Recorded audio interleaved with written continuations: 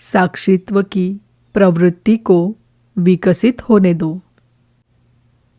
प्रश्नकर्ता, एक मुक्त के मन की स्थिति दिन प्रतिदिन, घड़ी प्रति घड़ी किस प्रकार की हुआ करती है?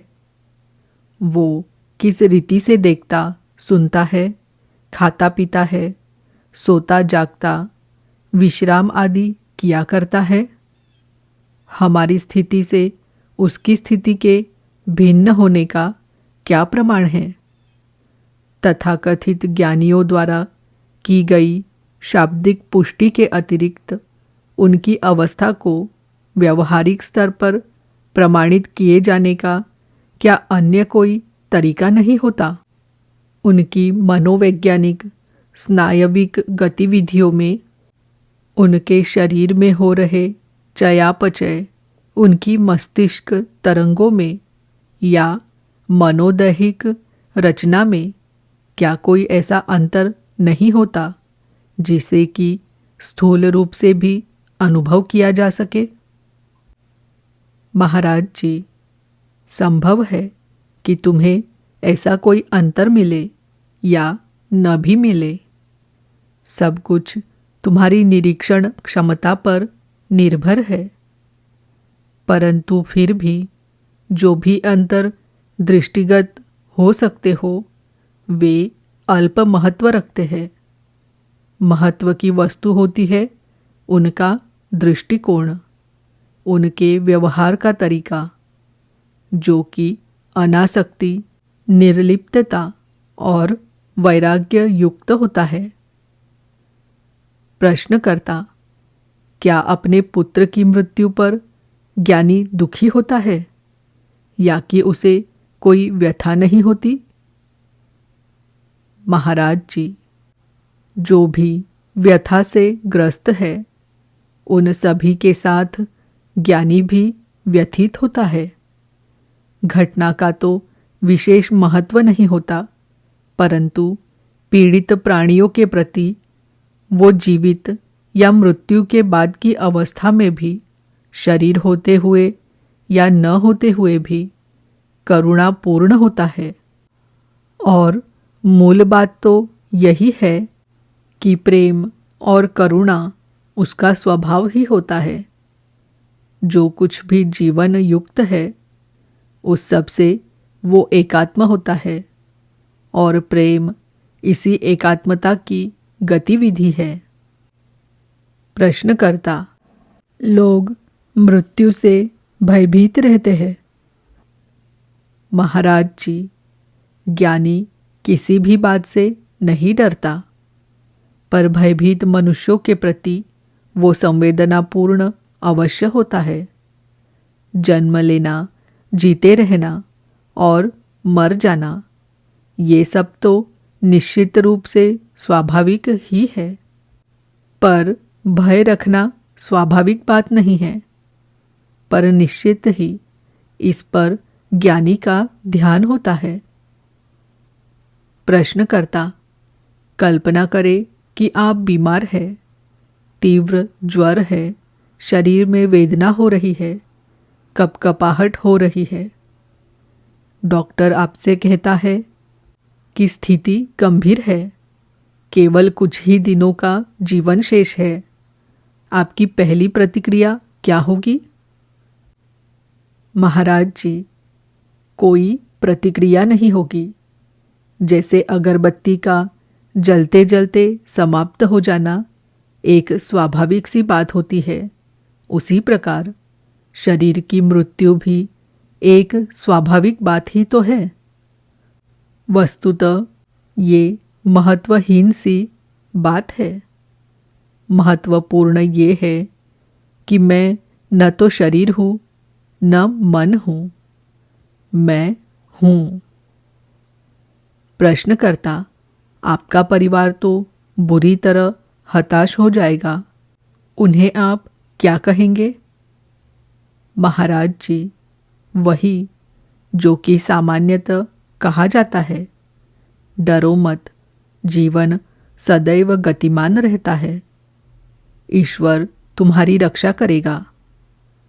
हम सब पुनः शीघ्र ही साथ होंगे इत्यादि। पर मेरे लिए ये सारी बातें निरर्थक शोर ही है, क्योंकि मैं वो सत्ता नहीं हूँ जो कि अपने आप को जीवित या मृत अनुभव करती है। मैंने न तो जन्म लिया और न मैं मर ही सकता हूँ। न तो मुझे कुछ स्मरण रखना है और न कुछ भूलना है। प्रश्नकर्ता, मृतकों के लिए जो प्रार्थनाएं की जाती है उसके विषय में क्या कहेंगे? महाराज जी, उनके लिए प्रार्थना करो, अवश्य करो। इससे वे अत्यंत प्रसन्न होते हैं। वे अत्यंत संतुष्टि का अनुभव भी करते हैं। ज्ञानी को तुम्हारी प्रार्थनाओं की आवश्यकता नहीं होती।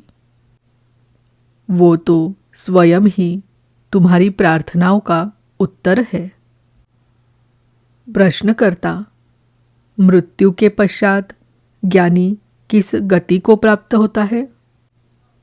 महाराज जी, ज्ञानी तो पहले ही से मृत है। क्या तुम ये सोचते हो कि उसकी पुनः मृत्यु हो? प्रश्नकर्ता, पर शरीर का खो जाना तो ज्ञानी के लिए भी एक महत्वपूर्ण घटना है।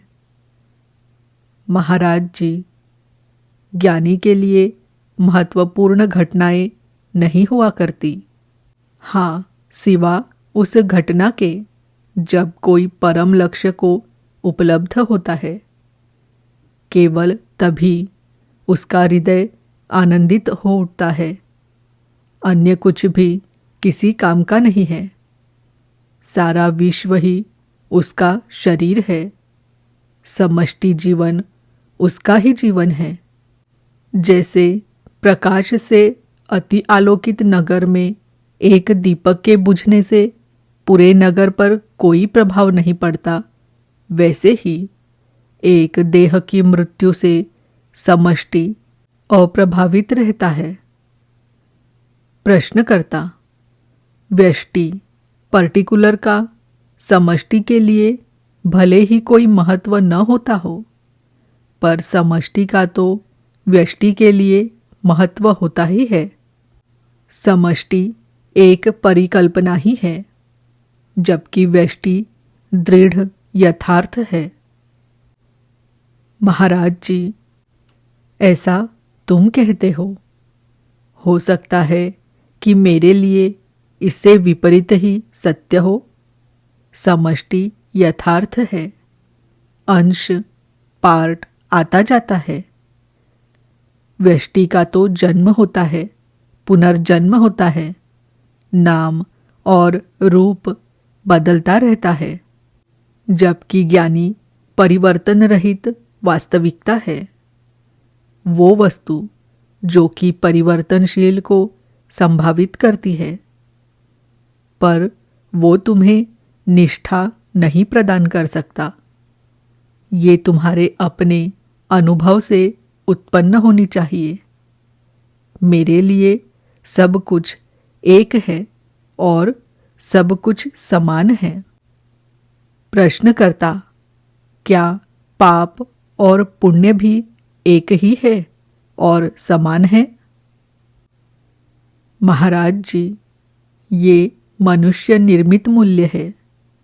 उनका मेरे लिए क्या महत्व है? जो सुख में फलित होता है वो पुण्य, और जो दुख में फलित होता है वो पाप है। ये दोनों मन की ही अवस्थाएं है। मेरी स्थिति मन की अवस्था नहीं है। प्रश्नकर्ता, हमारी अवस्था उन अंधों सी है जिन्हें ये ज्ञात नहीं कि देखना क्या होता है। महाराज जी, तुम इसे जैसा भी चाहो कह सकते हो। प्रश्नकर्ता, क्या मौन के अभ्यास का एक साधना की तरह कोई महत्व है?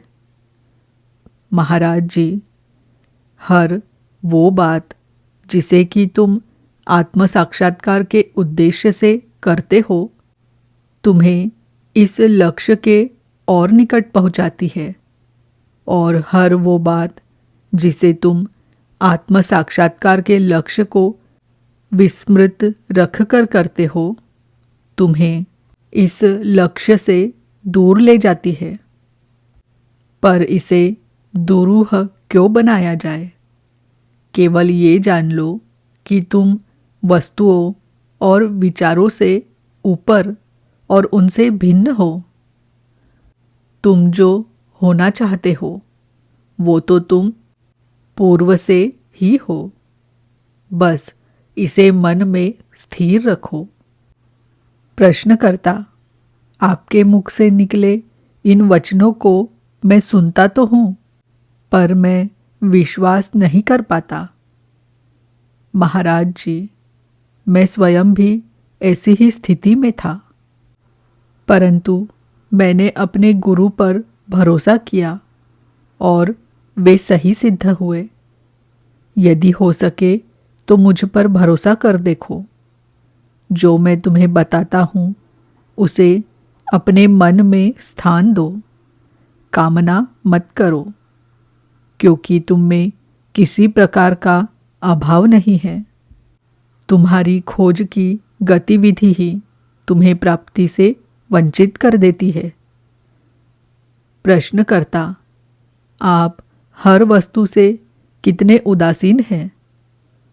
महाराज जी, मैं उदासीन नहीं हूँ। मैं समत्व भाव पूर्ण हूँ। मैं अपने और मेरे को प्राथमिकता नहीं देता। मिट्टी से भरी एक टोकरी और रत्नों से भरी एक टोकरी दोनों ही अकाम्य हैं। जीवन और मृत्यु दोनों मेरे लिए एक समान हैं। प्रश्नकर्ता, समत्व भाव आपको उदासीन बना देता है। महाराज जी, इसके विपरीत करुणा और प्रीति मेरे मर्म ही है। प्रीति हेतु मैं बिना किसी भी भेदभाव के स्वतंत्र हूँ। प्रश्नकर्ता, भगवान बुद्ध के अनुसार आत्म साक्षात्कार का विचार सर्वाधिक महत्वपूर्ण वस्तु है। अधिकांश लोग अपना पूर्ण जीवन ये जाने बिना ही व्यतीत कर देते हैं कि ऐसी कोई वस्तु भी होती है। फिर उसके लिए प्रयत्न करना तो और भी दुर्लभ वस्तु है। यदि वे मात्र एक बार भी इस बारे में सुन ले तो एक ऐसा बीज उनके हृदय में बो दिया जाता है जो कि नष्ट नहीं होता। इसलिए वे अपने भिक्षुओं को प्रतिवर्ष 8 माह तक के लिए निरंतर प्रवचन करने के लिए लोगों के पास भेजा करते थे। महाराज जी, कोई भोजन, वस्त्र, आश्रय, ज्ञान और स्नेह तो दे सकता है, परंतु सर्वश्रेष्ठ उपहार है आत्म साक्षात्कार का संदेश। मेरे गुरु कहा करते थे, तुम ठीक कहते हो, आत्म साक्षात्कार श्रेष्ठतम वस्तु है। यदि एक बार तुम इसे उपलब्ध कर लो तो इसे कोई भी तुमसे छीन नहीं सकता। प्रश्नकर्ता, यदि इस प्रकार की बातें आप पश्चिम में करेंगे तो लोग आपको पागल समझेंगे। महाराज जी, हाँ, वे अवश्य ही मुझे पागल समझेंगे। अज्ञानी जिसे नहीं समझ पाते वो सब उनकी दृष्टि में पागलपन ही होता है। पर इससे क्या, वे जैसे है वैसे ही रहे। मैं जैसा हूँ वैसा किसी विशेष योग्यता के कारण नहीं हूँ, और वे जैसे है वैसे वे उनके किसी दोष के कारण है, ऐसा भी नहीं है। सर्वोच्च सत्ता, वास्तविकता अपने आप को असंख्य रूपों में अभिव्यक्त करती है। इसके अनंत नाम और रूप है। सभी एक ही महासमुद्र से उठते हैं और उसी में विलीन हो जाते हैं। सबका एक ही उद्गम है। कारणों और परिणामों की खोज करते रहना मन का समय बिताने का एक तरीका भर ही तो है। जो है प्रेम है। प्रेम कोई परिणाम नहीं है, ये तो अस्थि का अधिष्ठान ही है। तुम जहाँ भी जाओगे अस्थि, भांति और प्रीति को ही पाओगे। भेदभाव किस लिए और क्यों किया जाए? प्रश्नकर्ता, जब प्राकृतिक कारणों से हजारों लाखों जीवन समाप्त हो जाते हैं, जैसा कि भूकंप, बाढ़ आदि में होता है, तो मुझे व्यथा नहीं होती। पर जब कोई मनुष्य किसी मनुष्य की हत्या कर देता है तो मैं अत्यंत उद्विग्न हो जाता हूँ। अपरिहार्य की अपनी एक भव्यता होती है, परंतु हत्याओं से बचा जा सकता है। इसलिए हत्या एक कुरूप और सर्वथा भयावह बात है। महाराज जी, जो जैसा होता है वैसा होता है। विपदाएं चाहे प्राकृतिक हो कि मानव निर्मित, होती तो है और उनसे भयभीत होने की कोई आवश्यकता नहीं है। प्रश्नकर्ता, पर कोई बात कारण रहित कैसे हो सकती है? महाराज जी, प्रत्येक घटना में सारा विश्व प्रतिबिंबित होता है। उसका आदि कारण खोजा जाना संभव नहीं। कारणवाद की धारणा बस विचार करने और बोलने का एक तरीका भर है। चूंकि किसी वस्तु के कारण रहित हो सकने की कल्पना हम नहीं कर सकते, इसलिए ये होता है। पर इसलिए कारणवाद की सत्यता प्रमाणित नहीं हो जाती। प्रश्नकर्ता, प्रकृति बोध शून्य है, अतः उत्तरदायी भी नहीं होती। पर मनुष्य में मन नामक एक वस्तु होती है, वो इतना विकृत कैसे हो सकता है? महाराज जी, विकृति के कारण भी प्राकृतिक होते हैं, आनुवंशिकता, पर्यावरण आदि। तुम शीघ्र ही निंदा करने लगते हो। दूसरों के बारे में व्यग्र मत रहो। पहले स्वयं अपने मन पर ध्यान दो। जब तुम ये अनुभव कर लोगे कि तुम्हारा मन भी प्रकृति का ही एक अंश है, तब द्वैत समाप्त हो जाएगा। प्रश्नकर्ता, इसमें कुछ ऐसा रहस्य है जिसकी गहराई का मैं पता नहीं लगा पा रहा। मन प्रकृति का अंश हो, ये कैसे संभव है? महाराज जी, क्योंकि प्रकृति मन के ही भीतर अवस्थित है। मन के अभाव में प्रकृति कहाँ है? प्रश्नकर्ता, यदि प्रकृति मन में है और मन मेरा अपना, तो प्रकृति को मेरे नियंत्रण में होना चाहिए। पर वस्तुतः ऐसा नहीं है। मेरे व्यवहार को जो शक्तियाँ नियंत्रित करती है, वे मुझसे बाहर की है।